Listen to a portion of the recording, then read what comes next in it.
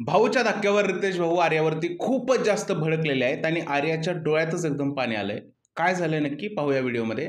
नमस्कार मित्रांनो, माझं नाव तुषार आणि सिमस्टार मराठीमध्ये तुम्हा सगळ्यांचं पुन्हा एकदा स्वागत आहे.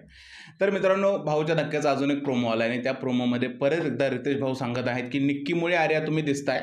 आर्या त्यांना प्रत्युत्तर द्यायला जाते आणि सांगते की नाही सर, निक्की जे बोलते त्याच्यावर आम्ही रिॲक्ट करायला जातो.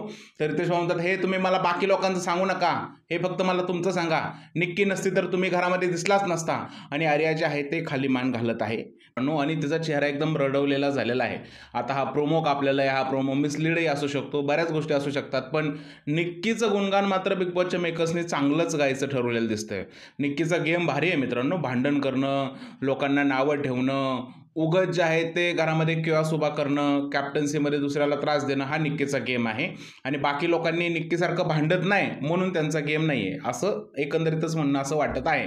तर बघूया संध्याकाळी भाऊच्या धक्क्यावर काय होतंय ते. आत्ता तरी प्रोमो हाच आहे की आर्यावरती जे आहेत ते रितेश भाऊ भडकलेले आहेत. आणि मी तुम्हाला आधीच सांगितलं होतं की आर्याचा गेम चुकतोय. अरबाज बरोबर जाऊन तिने चूकच केलेली आहे. मी हे तुम्हाला आधीच सांगितलेलं आहे. तर आता रितेश भाऊच्या प्रोमो नंतर पण हेच दिसत आहे की आर्याचं जे आहे ते उलटी गिनती सुरू झालेली आहे. तुमचं काय मत आहे या सगळ्या गोष्टीबद्दल मला नक्की सांगा कमेंटमध्ये. जर हा व्हिडिओ तुम्हाला आवडला असेल तर त्याला लाईक करा, शेअर करा, चॅनलला सबस्क्राईब करायला विसरू नका. भेटूया पुढच्या व्हिडिओमध्ये. तोपर्यंत भारत माता की जय.